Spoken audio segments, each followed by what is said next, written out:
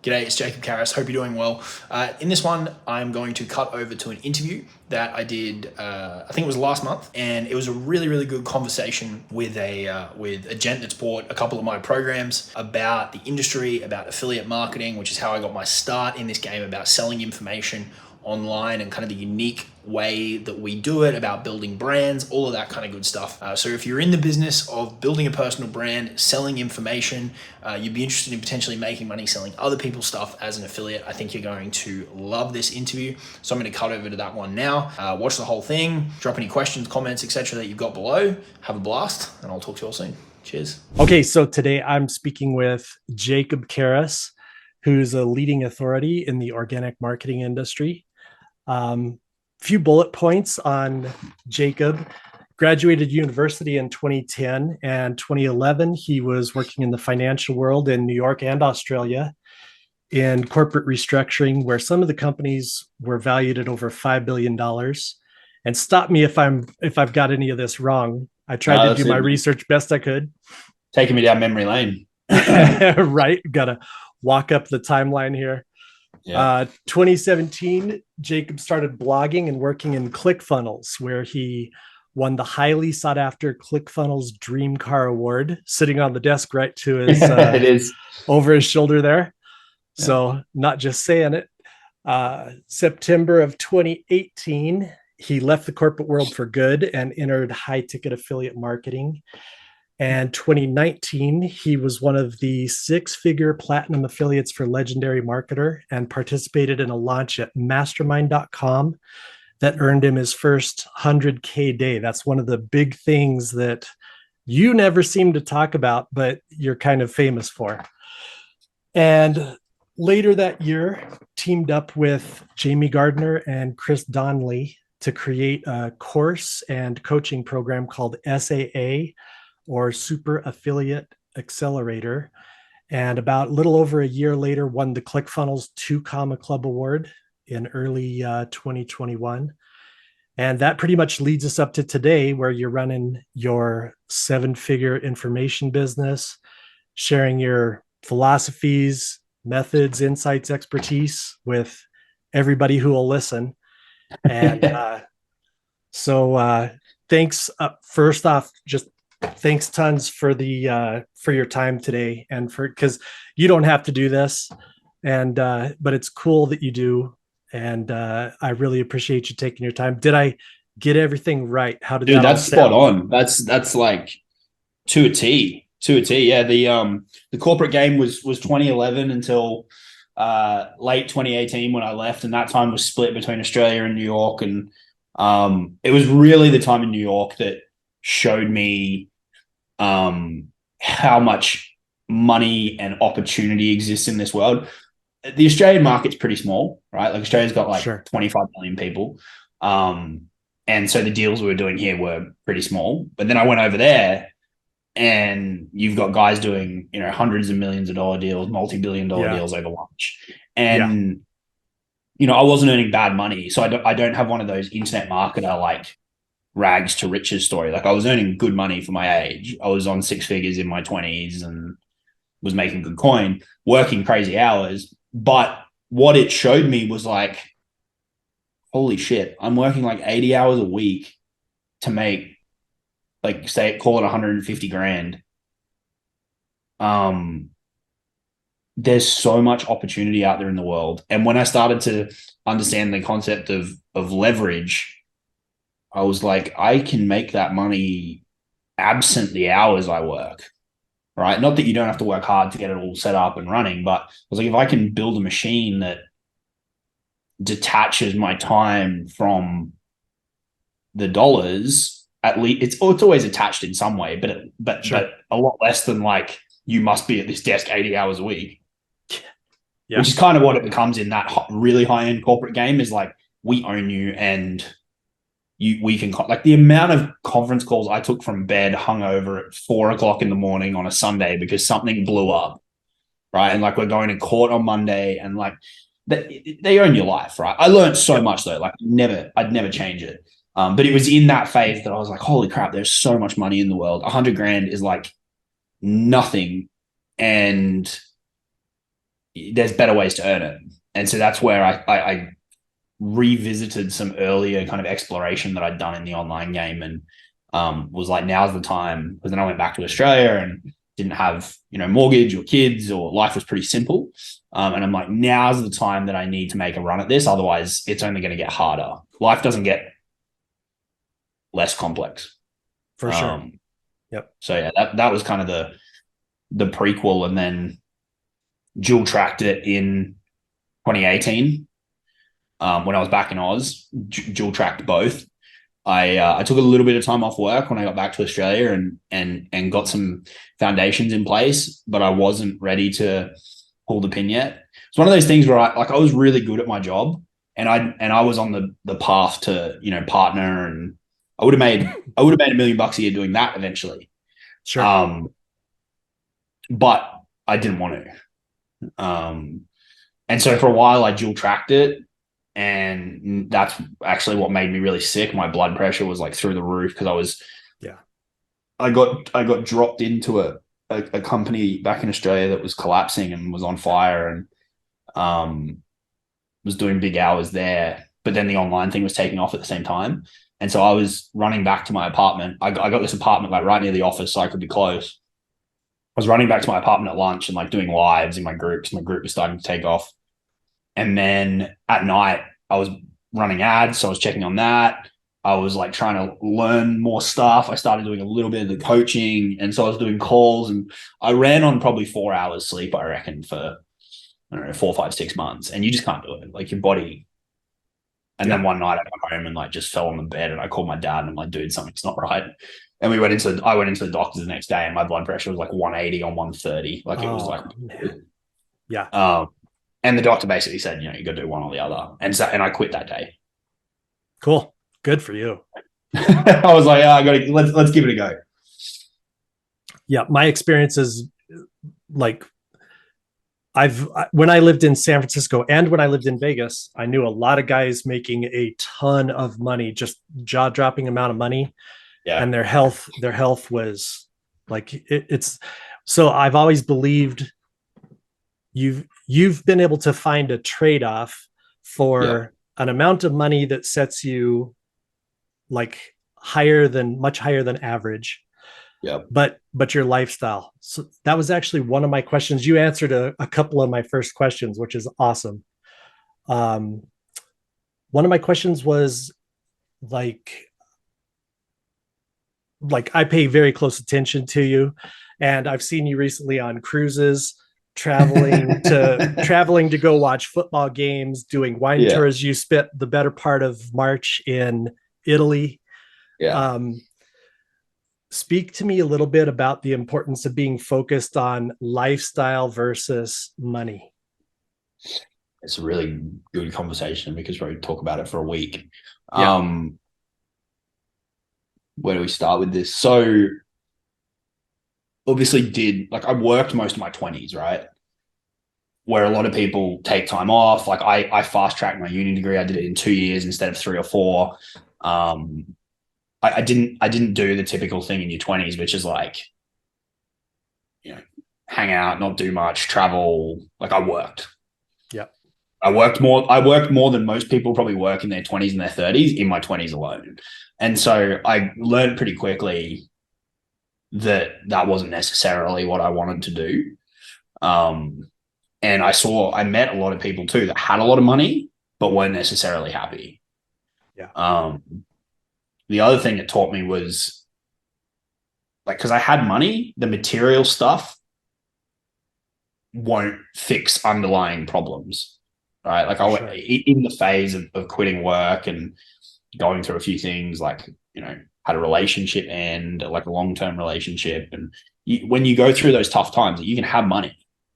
I spent 3 months on the couch between the affiliate stuff blowing up and when I ultimately started SAA with Jamie and Chris, like depressed. I was like, and I just made $100,000 in a day. And so it's when you go through certain things like that, you realize that the money's not the fix. Now, obviously we need the money in order to be able to experience things or have the freedom and all those kind of things. So I think it's a shift in the perspective of what it's all about. But I came through corporate world, did the affiliate stuff. Then we had a big year in 2020 with SAA. But it was also incredibly stressful. Like we took on hundreds and hundreds and hundreds and hundreds of high ticket customers. And you don't know what you like and you don't like until you try it. Right. Sure. And while that was an amazing thing, and that program's done amazing things, like we changed the landscape in that industry, it also showed me that I didn't want that volume of clientele.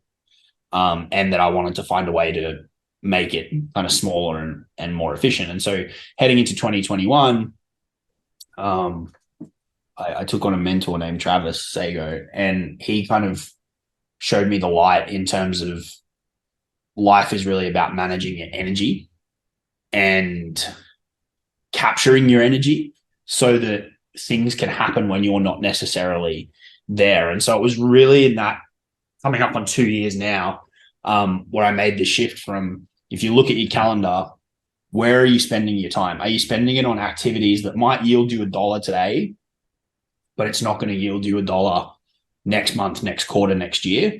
Or are you stacking it with stuff that maybe won't make you any money today, but could make you money in a quarter, a year, 3 years? So channeling your time, and by extension, your energy, into things that really capture you, different assets online, systems in the business.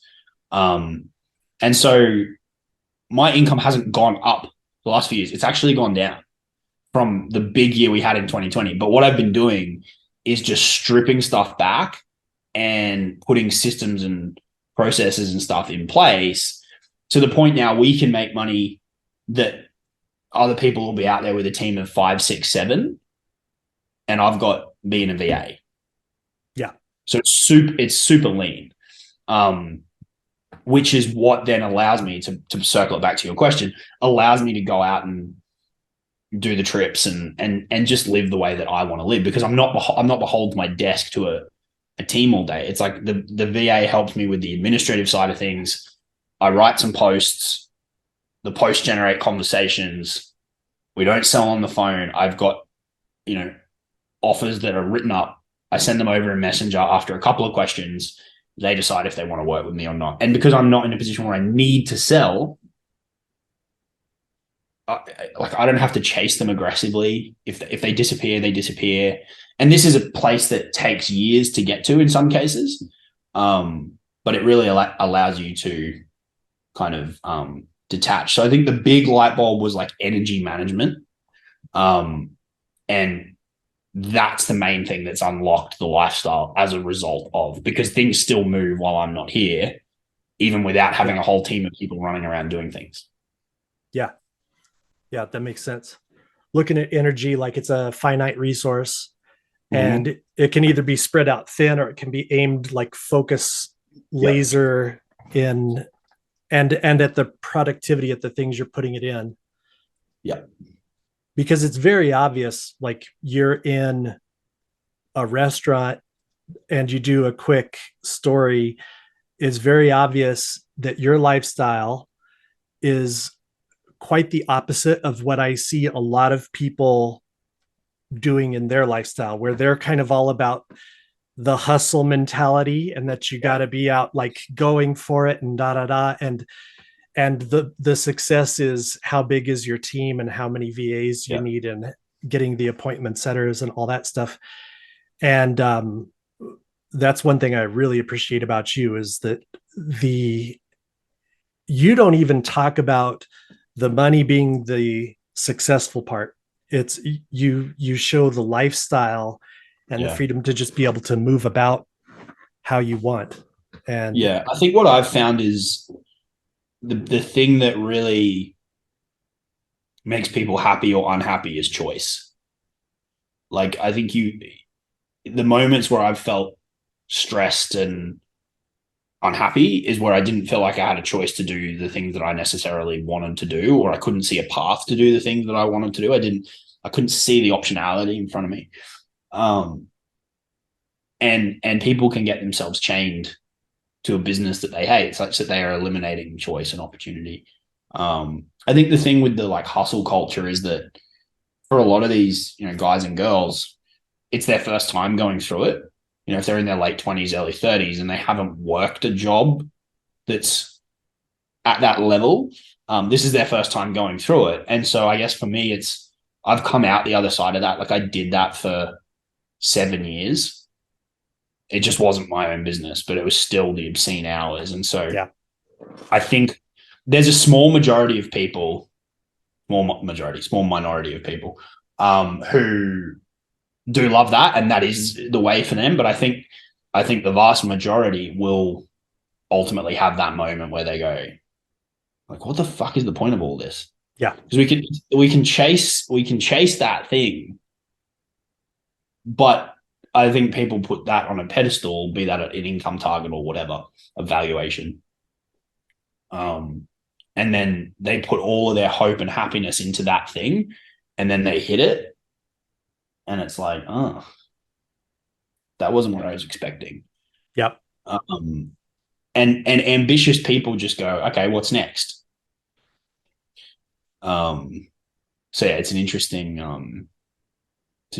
like, but you've got to go through it yourself. I think like you can't just kind of take a stance anecdotally. I think people need to figure it out on their own accord. That makes sense. Yeah, from my experience, like I had a brick and mortar business when I was 22 and had no idea what I was getting into, but I was 22. Right. And like now, like I'm much older, I'm much wiser. I could do a much better job at the business, but I don't have the energy to do that. Like I don't want to do that shit. Like I want to focus on stuff that's efficient, that's, so I think that hustle culture doesn't have the sustainability either. Yeah. Unless you really, aggressively outsource and accept that there's a trade-off, right? You accept that your margins are going to get hammered. If we bring this kind of back to the coaching space more in particular, like the way I kind of look at it is the firms I always worked for were like these small boutique consulting firms. They had like 30 to 50 staff, not your big, big four accounting firms like Ernst & Young, PwC, Deloitte. Yep. They weren't those types of like, sausage factory kind of pump out work and it's a machine and you're just a number. And I really liked that because it always had like a family vibe. People would bring their kids into the office on a Friday afternoon when people are having like, drinks and food and stuff. And it was always a really nice energy. And you're really good friends with a lot of the people that you worked with as well. And when you work in a small organization like that, the lines in the hierarchy get blurred a bit.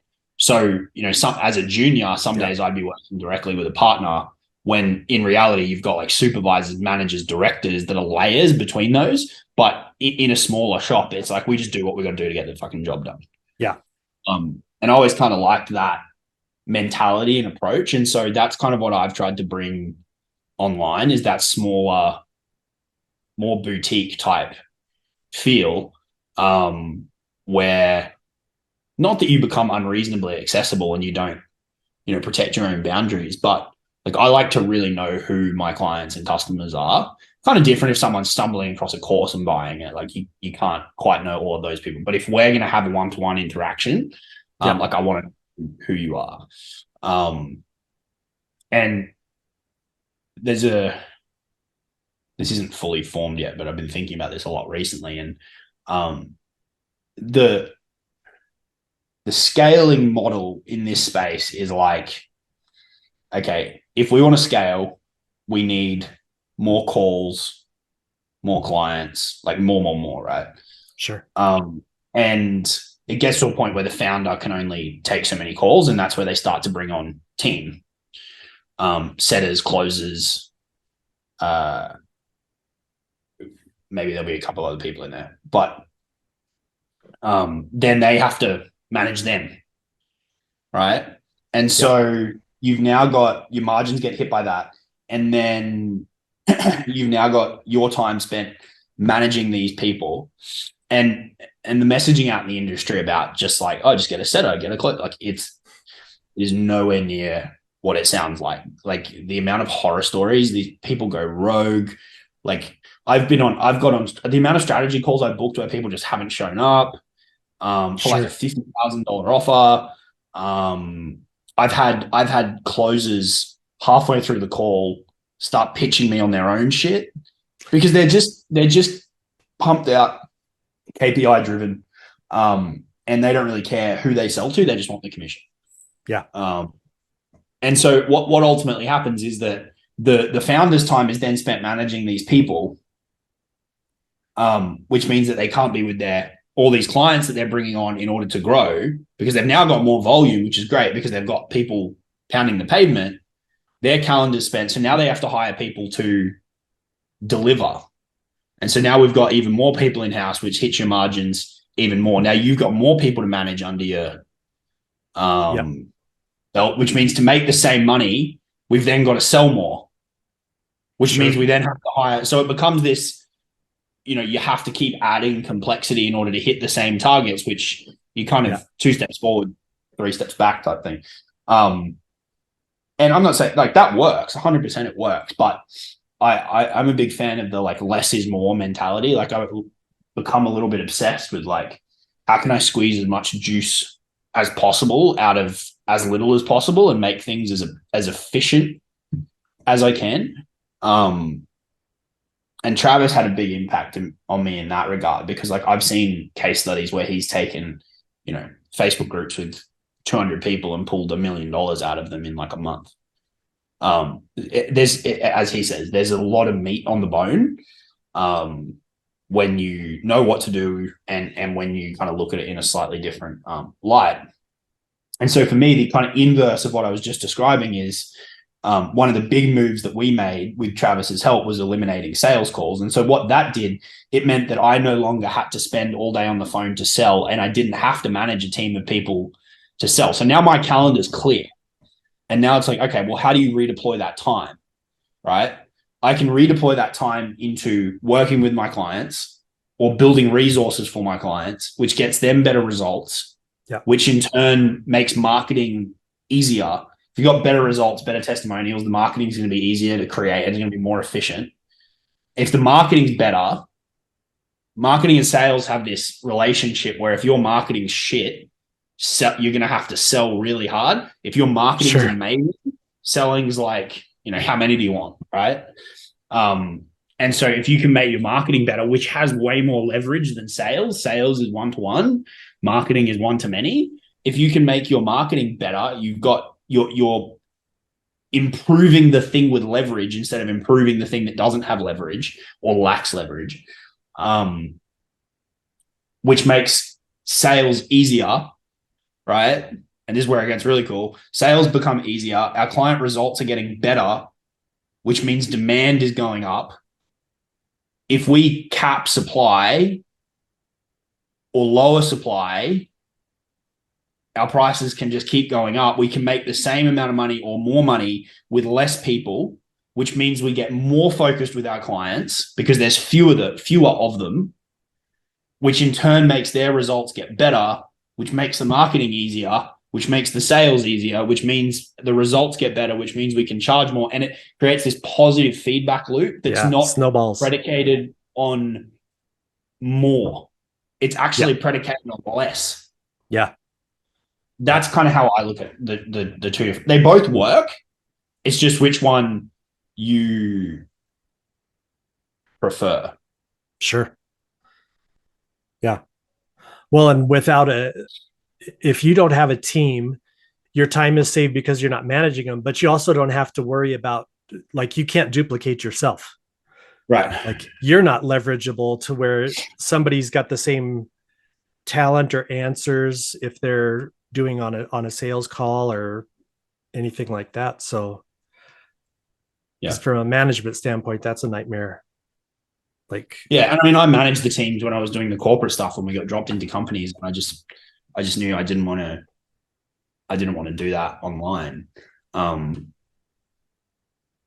think where we're at now, I'd probably look to maybe add 1 or 2 more people at some point, someone that can take over a little bit of the conversation piece.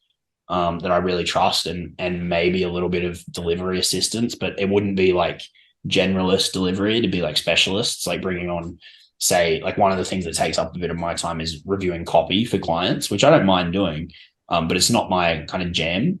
It's mine's more the strategy behind it. And so bringing on, a designated copywriter that can do the copy review and can tear it apart from a theoretical copy perspective, or from a, like a copy, what do they call it? Copy chiefing perspective. So you can start, once you've got that, really, the way I look at it is invest it. And I'm just not in a rush. So once you've got that really efficient baseline, then we can start to go, all right, well, what do I actually want to take off my plate? Not because I have to in order to, come up and breathe, but what do I not particularly want to do, or what's taking up a ton of my time now that we're at this really efficient base? And then I can spot hire to fix certain things, as opposed to being like, oh, we need all of these people when maybe we don't. Right? Yep. And that circles back to the first conversation piece of money versus lifestyle. Yeah. Because if you're chasing money, you're always constantly just doing whatever it takes to make the most. But if you are in your lifestyle and that's your focus, you can be relaxed. You don't have to chase anything. Right. I mean, like I recently moved, I've spoken about this in a couple of posts recently. I recently moved over to all my like private and one-to-one clients are in Slack. And so like I've got this here, which has, I don't know if you can see it on the camera, but it says community. That's where all my private clients are together. Then I've got clients, which is where they're all individually with me so that I can contact them. And then I could drop like my VA in there if they need to, get them a resource or whatever. Right. Then I've got the team, which is the VA agency I work with, the YouTube agency I work with. And then I've got another support guy for another product that we have. Operations is my calendar and a link up to Asana, which is our project management tool. Applications, inbound applications to work with us. And then that's it. So I can check on the whole business without going on socials, without going anywhere. I can make sure that the team's happy, clients are happy, and what the day holds just from looking at this single dashboard. So, I've got a kid arriving in 2 months. I'll be able to be out and about, and I can just make sure everything's sweet with like literally one glance. There's a little thing at the top of here that says threads, and that's all the conversations that are going on. All I do is click on that, tells me the most recent responses, and in 3 seconds I can make sure the whole business is sweet. Yeah. So it's kind of looking at things like that and going, how can I streamline it and focus it in as much as possible? Yeah, the efficiency is a big factor. Yeah. What are your thoughts on the state of the high ticket affiliate marketing business today, as far as like people going, like people are talking AI is going to take over sales for things. People are talking the economy's shit and it's going to, like, nobody's going to make sales. They're talking that it's saturated. Everybody's a coach nowadays. I'm like a couple of years out of California. Literally, you brush 5 people walking down the sidewalk, 4 of them are coaches. Yeah. What are your thoughts on that? I think there's a couple of things in that. One, I think what the AI thing will give rise to is, and the industry's was already going this way before the kind of recent AI push. I just think it's people are wanting more intimacy in their in programs and stuff that they invest in, and so I think it's only going to fuel that shift more and more. And we kind of saw this coming and started making moves anyway. But I think that's one thing. I think people will want more like direct access to the person that they're actually paying.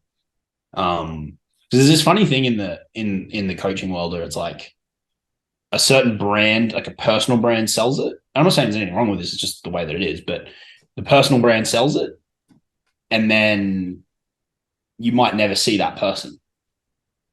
Oh yeah. Right? And it's like, but that's who you're kind of buying into. It's funny how that kind of works.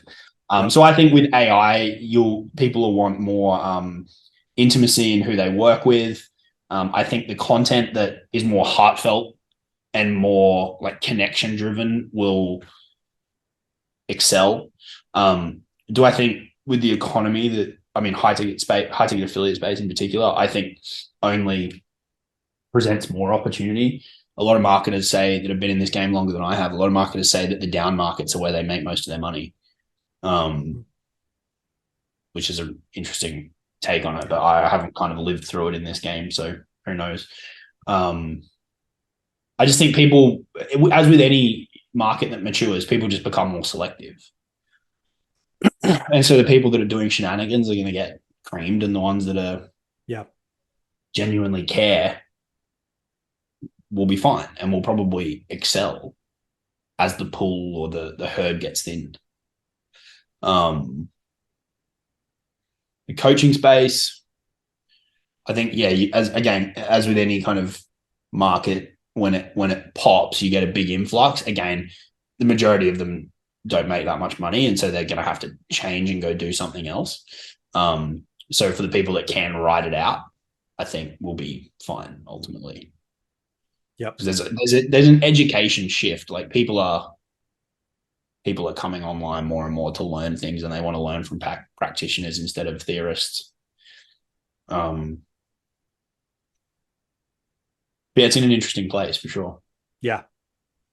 Yep. Yeah, that's a big subject in itself, just practitioners versus theorists, because there's a lot of people just slinging stuff around trying to see what sticks. Yep. Versus a lot of people, that probably follows along the 80-20 rule. Like there's probably 20% that actually has experience, and then 20% of those know how to market themselves the correct way to build up. Yeah, I think that's right. And I mean, look, for people who are getting started and they want to sell biz op or whatever, like that's not to say that you can't do it or there's not opportunity. 100% you can. You just got to do it in an authentic way and level with people about where you're actually at. Like I don't have any problem with.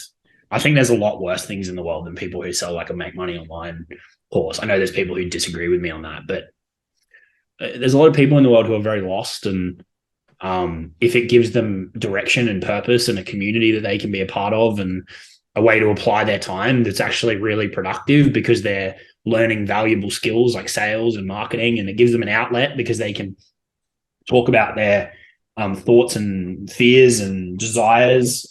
They're learning to, write and create, and they're connecting with people. There's a lot worse things in the world that people can do than learn those things. There's a lot worse things that they could be out there doing. For sure. And so I think there's a lot of positives to it. And it gives a lot of people a sense of kind of belonging, being part of a community of people who are doing a similar thing. And so I think it's great. I think if you're just earlier on there, you just got to level with people and go, look, this is the thing I'm selling. Here's the reasons I'm selling it. I really like the guy that runs it, the girl that runs it. I learned these things and this is how I've used them. And as long as you're open and honest with people about that, I don't see any problem. Like it's fine. Yeah. So that brings up an interesting thought for me is, I kind of had a question formulated like this anyway, but so would you say that you are an exception to the rule because of your mindset or because of your drive? Or would you say that like majority of people, obviously not everybody has the potential, but do you think the majority of people could jump into this space or something similar information industry and be successful? I think the majority could, but the majority won't, because having seen so many people go through this process of trying to make the online game work, and it's not easy. And I've never once said to anybody ever, because it will kick your ass 3 ways from Friday if you let it. It's brutal, right? At times it's brutal. Once you kind of set up and established, it's great. And even then, though, like we have weeks where I'm like, what the fuck am I even doing with my life? Some of the messages like that, and I'm like, I was like working with the biggest companies in the world, and now I'm sitting here dealing with this bullshit. I'm like, what am I doing with myself? So it definitely doesn't go away, but the big thing for me, the people that I can look at and go, yeah, you're probably going to make it, is where I always muck this up. Maybe I'm a little bit like dyslexic, but where the pain of staying where they are is greater than the pain of change. Whereas for a lot of people, the pain of change is greater than the pain of staying where they are. And I think until that dynamic flips, it's really hard. Yeah. Because you're always going to choose to retreat to safety when you do 3 months of actions and you don't yield a response. But for the people that, like, I was in a position where I needed to make it work because I was like, well, especially when I got sick and I went full time, I definitely needed to make it work. But even before that, I was like, I can't do this shit. Like, I was staring down the barrel of another, 30 years in this game, and I'm like, I can't do this. I need a different way. And so when you, and I was in a shitload of pain because of the amount of hours and stuff I was doing. Yeah. And this is where I'm probably a lot less like sympathetic, empathetic, whatever the right word is, for people who come to me and they're like, oh, it's really hard, blah, blah, blah. And I'm like, how much time do you have? And they're like, oh, like 5 hours a day. I'm like, no, fuck you. You have so much time. Yeah. I was like, I had so much less. You'll figure it out. Which is probably not the best kind of thing. But the perfect bedside the people manner. that want to figure it out.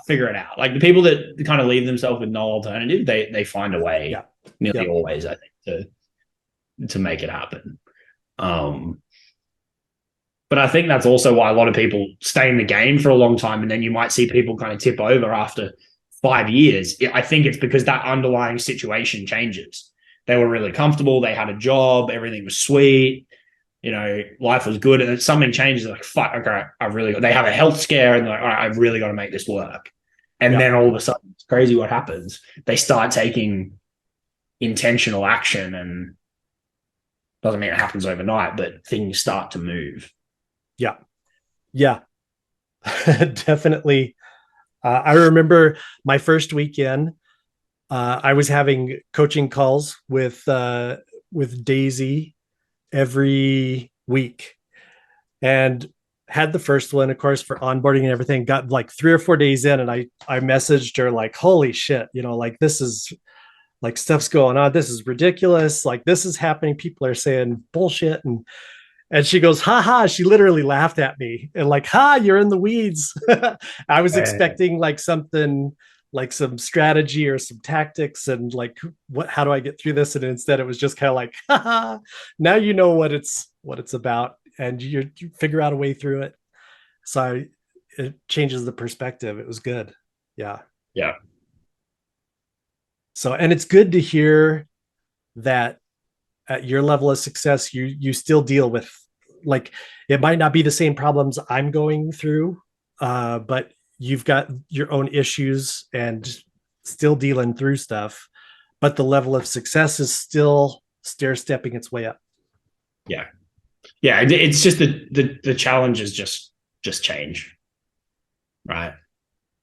Like yesterday I had someone copy my entire profile and was tagging my entire friends list every 30 seconds. And I was on calls and like my messages are blowing up and people are like, what are you doing, man? I'm like, dude, it's not me. And so it's just, when, as you become more known, just the shit that happens changes, I guess. Yeah. I saw that profile had 1 follower and was following one person. Been taken down now, thankfully. I had to get, I reckon I got hundreds of people to report it. And eventually Facebook was like, oh, maybe we should take it down. Yeah, good. Oh, yeah, it's insane, that stuff. I would have thought they'd have like AI that can tell if someone's using the same display photo and the same, like, and that there's already, I don't know, like, I would have thought they'd be more sophisticated and be able, especially when a brand new profile starts and it's tagging like 100 people in the first hour. Surely their AI goes, hang on, this isn't right. Anyway, I'm ranting. Yeah, it warns me that I'm messaging people too fast if I message 30 or 40 people in a day. Right. And it blocks me from doing it. But if somebody creates a new profile and goes insane, it's like wreaks havoc through the whole world. It's weird. Yeah, it's nuts. So on the subject of like difficulty in it and the pain of change versus the pain of staying the same, Yeah. if like a lot of my audience is probably aware who you are, but a lot of them probably aren't. I don't even know if it's 50-50. It's probably 30% probably no. What would you say you see a lot of beginners doing wrong that kind of puts obstacles in their own path? Yeah, I mean, if you want to, and I mean, I'm making an assumption here, but if the majority of folks want to kind of carve out a name in the internet marketing industry, because I know that's what a lot of people want to do, and um, I get why. Like, it's a fun game. It's like you get to spend your days scheming about how to make money, and it's fun. It's awesome. But it's also very competitive and it's tough. But with that said, for folks that do want to carve out that path in particular, um, people spend too much time talking and not enough doing. They will take information and create watered down, vague content around stuff that they don't really have purview to be talking about, as opposed to getting out there and actually doing stuff and then leveraging the results off the back of that. That's the biggest thing for me that I've been talking about this since 2018 with people. Like, make yourself a valuable person to people. Put your head down, get your first 500, 1,000 people into a Facebook group. Now you've got something that other people would really want. Like, put your blinders on and make that happen. And then now you've got a case study for how to do it. Now you can actually go and help people who are trying to get their group off the ground, right? Instead of doing a whole lot of nothing and kind of just talking about general information or posting, videos of how to whatever make $2 a minute, Yep. all that shit. Like, actually learn a process or and implement it and get an outcome. Doesn't even have to be a big outcome. Like, I remember hitting this guy up before I started my group. I was like, bro, how did you get 400 people in your group? Like, that's so many. And so it doesn't have to be sheep stations. We're just get an outcome or a result. And then you progress. This is the entire internet marketing game. You're going to blow it wide open. It's about getting a result, leveraging the result to get a bigger result, and then leveraging the result to get a big. That's the entire internet marketing industry. I don't know if many people see it like that, but that's the entire game. You look at all the big names, how they got where they are today. They took one thing, leveraged it into another, leveraged it into another, leveraged it into another, leveraged it into another. It is every single story, such to the point that two things are happening. One, their prices are going up. Two, their accessibility is typically going down, which also drives their prices going up. That's the entire model of internet marketing, personal branding, and it's the information business generally too. But and so people have to get that flywheel cranking, right? Like, I could sit here today and host a workshop about any one of 50 topics with evidence-backed proof behind it, because I've done so many different things over the last 4 or 5 years. But if you're early on, it's like, well, I've got to create those results and I've got to create that momentum. So pick something, go out and do it, achieve a result, and report back along the way, and report back when you achieve it. And then take that result and go, okay, so how can I leverage this into the next thing and the next thing and the next thing and the next thing? For me, this started in, like, originally I was blogging in 2017 when I was working because I had to be behind the scenes. And then I got back to Australia and had a bit more flexibility with that. So I started the group. I built the first few hundred people just DMing because I couldn't publicly post about it still. So I was just hitting people up in the DMs going, hey, I'm sharing. I think I made 15 grand in my first year as blogging. And I was just sharing that in the group, like 15 grand. We're not talking about 150 grand. We're not talking about 1.5 million. I was just like, hey, I tried these things with the blog and this is what happened. And I was just talking about that. And then I was hitting people up and going, hey, do you want to join the group? So I got that little outcome result. And then I was just talking about it. Then the group kind of unlocked this whole Facebook organic world. And then things take off. But I think people never break that cycle of just talking about general stuff that they're not doing, haven't done, haven't achieved, when if they went back to doing instead of talking, it would unlock a lot of cool shit for them. For sure. Yeah, that makes a lot of sense. I see exactly what you're talking about. Like I get hit up with stuff like that all the time. Yeah. And I see the It's not people the that are, easy answer, but it's the right answer. yeah, yeah. Well, because the other way is to just, it might be efficient too, but it's just get people like hyper emotional and Yeah. do an emotional buy, but that's not long term or creating somebody that's going to be a buyer of the next product or something like that, where this is more, that's relationship based, right? Is a big focus Right. of yours, is to build Yeah. relationships, and that takes a little bit of time, but in the long game of that is giant and Yeah. sustainable. And Yeah. so Yeah. That's my view on it. Again, there'll be people out there who disagree, but aside from the monetary, like, deeper relationships, work together longer term, higher LTVs for the business, I've just found it more fulfilling. Like I like going deeper and deeper and deeper with my clients instead of every week starting over with someone new.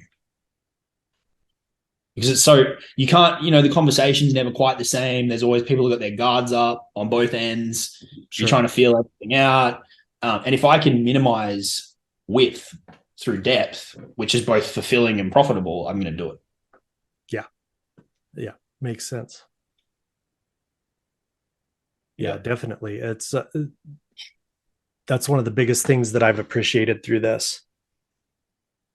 So when you're talking about a lean, efficient machine, what does a work day in Jacob Caris's life look like? That's funny. I put up a post about this yesterday. Well, kind of. So the day usually starts between kind of 6:30 and 7.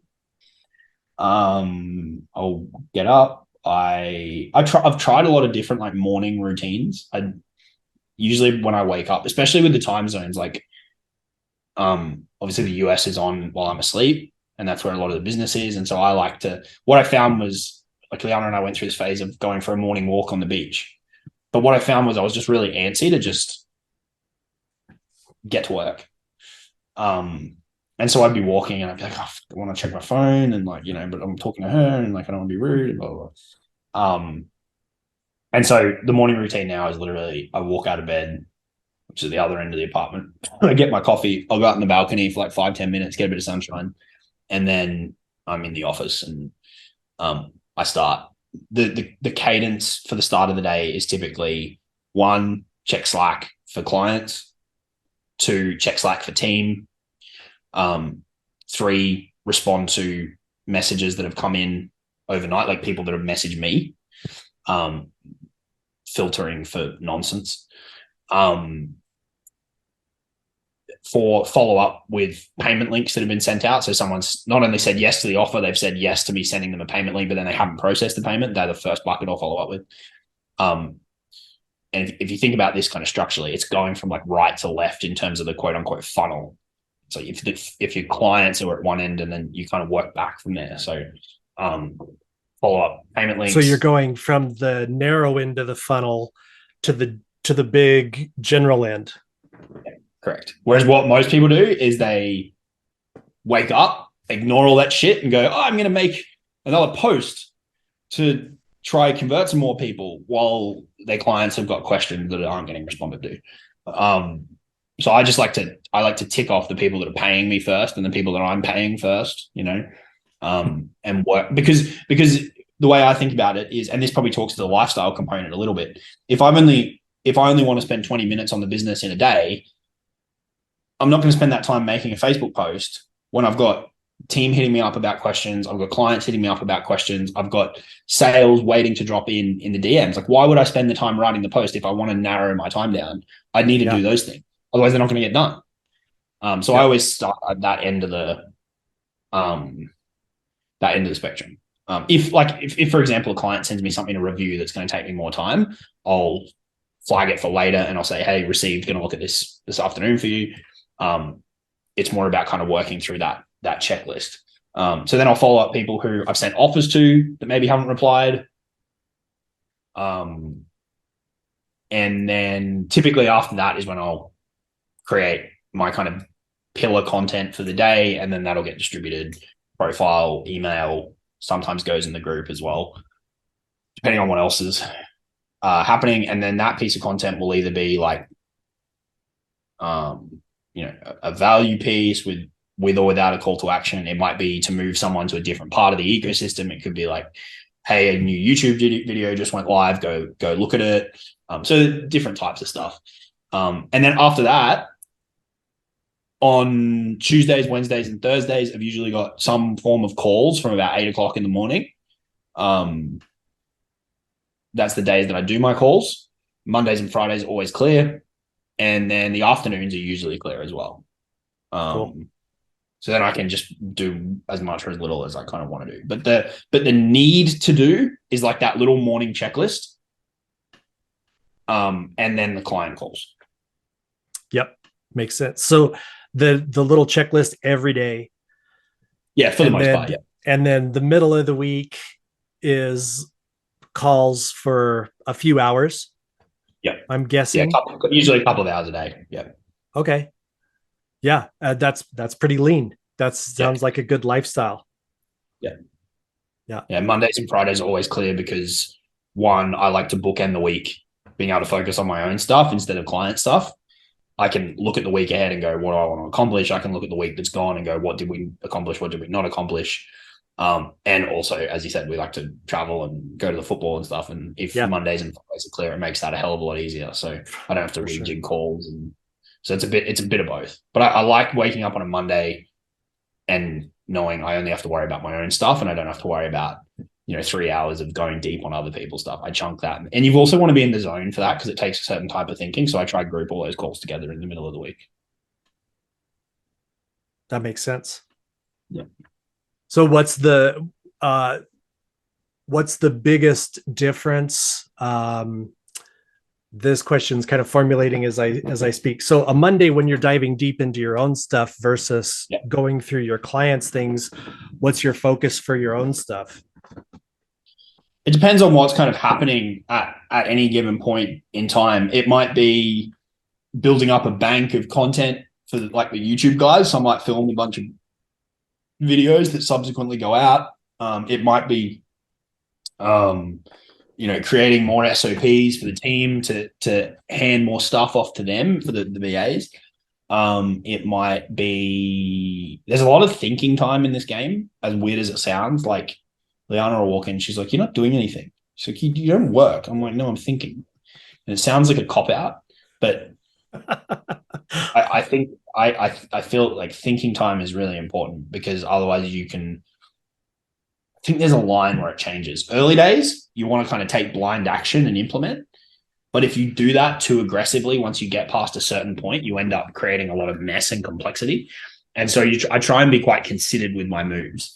And that requires thinking in order to get clarity and thinking through the second, third, fourth order consequences of, okay, well, if I make this change, what's going to happen? Right. So there's a bit of thinking time as well. But it's usually just building something, right? I might ramp up the conversations a little bit more on those days, right? We might push a bit more outbound. It's pretty flexible. But yeah, it's usually around building something, more resources for clients or streamlining operations, or it's usually around structure in that regard. For sure. That makes sense. So I know we got limited time. We're maybe down to like 5-10 minutes left.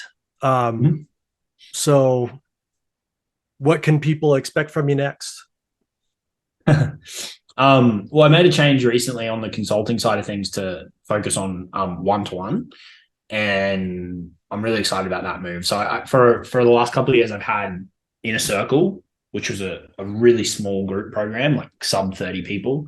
And I had one-to-one, which was then a subset of those people that I work with more closely. And what I realized, a couple of things while I was traveling in Italy, I kind of got this urge to simplify things more. So that's one reason to bring those two offers together. Then I've just got one thing instead of two to sell.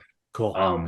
But two, what I found was as I was saying before, I get more and more enjoyment the kind of deeper I can go with clients. And so it was a natural change to do more of what I actually enjoy.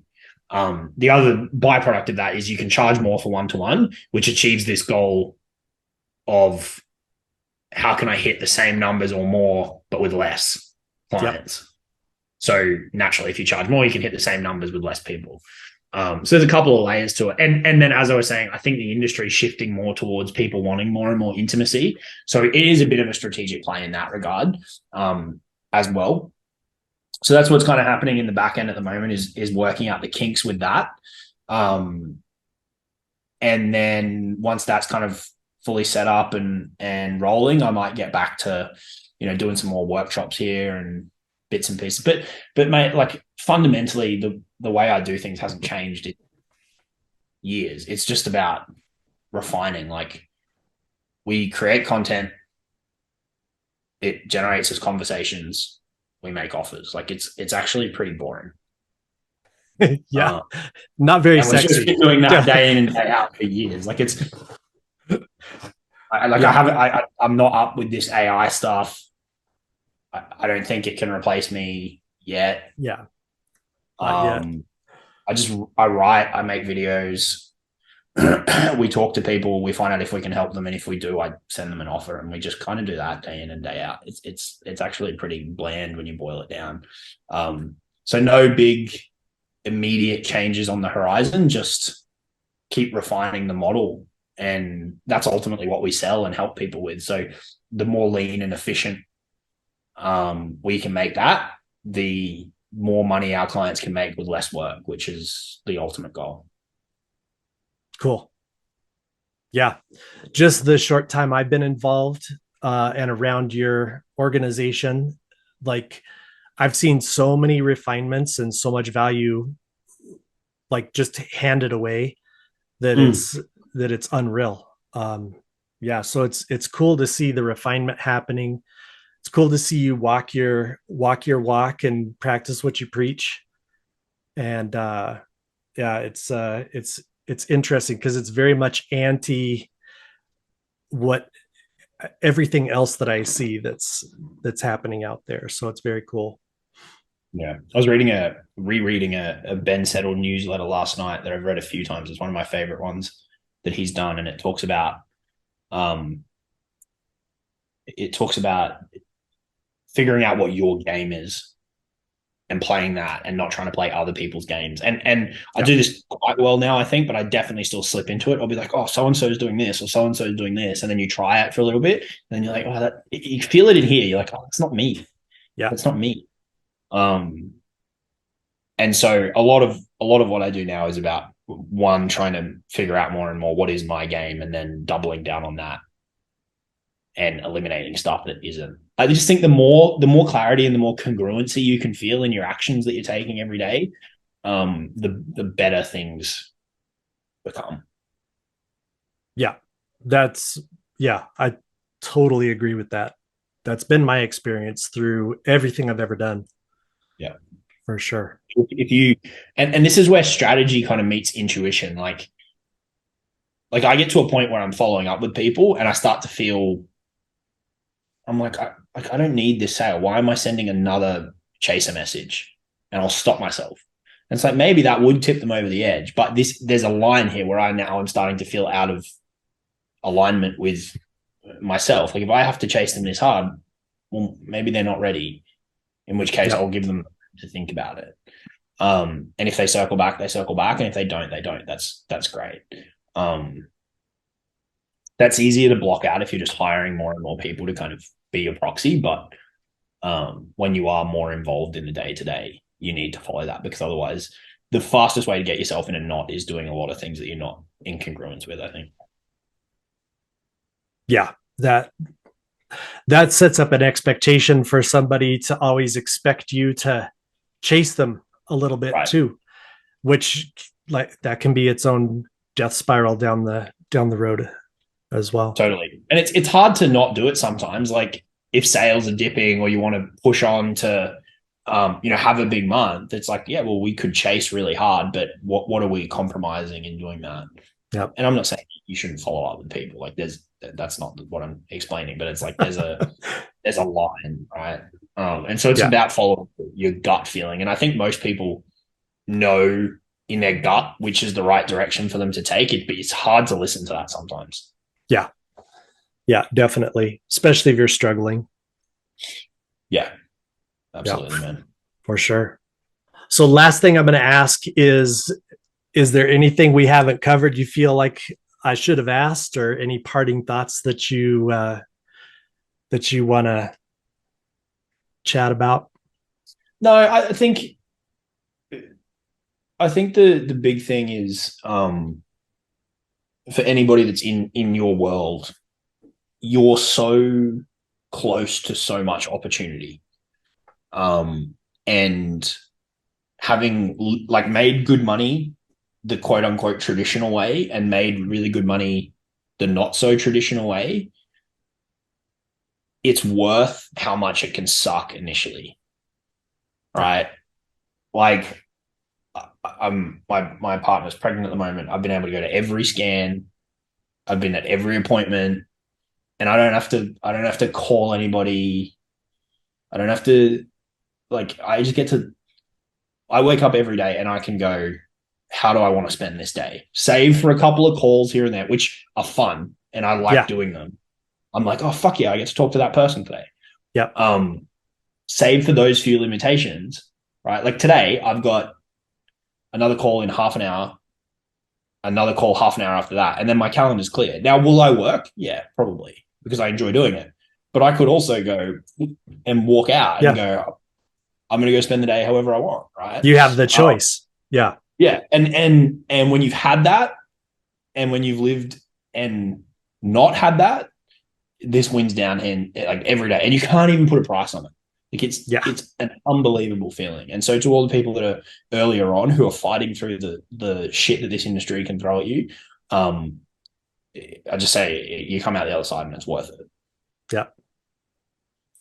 So if you really want it, keep going. The only way that it won't work is if you stop. Yep. Awesome. That's my parting thoughts. That's great. That's awesome. So if people want to find you, they go to jacobcaris.com. Yep. You have an awesome YouTube channel that's linked to at jacobcaris.com. They can find your YouTube channel. Yep. Facebook obviously is great. Tons of awesome resources, tons and tons of value. Give you an idea just what it's like to work a little closer to you, because the value is 10 times. So it's so super cool. Thanks tons for your time today. I really appreciate you taking the time out of your day. I know it's early in your morning and you could be walking on the beach or doing whatever. So it's awesome to. Dude, that was good. I appreciate you having me on. Yeah, I really appreciate it. So with that, we'll fade to black and I'll let you take on the rest of your day. Cheers, mate.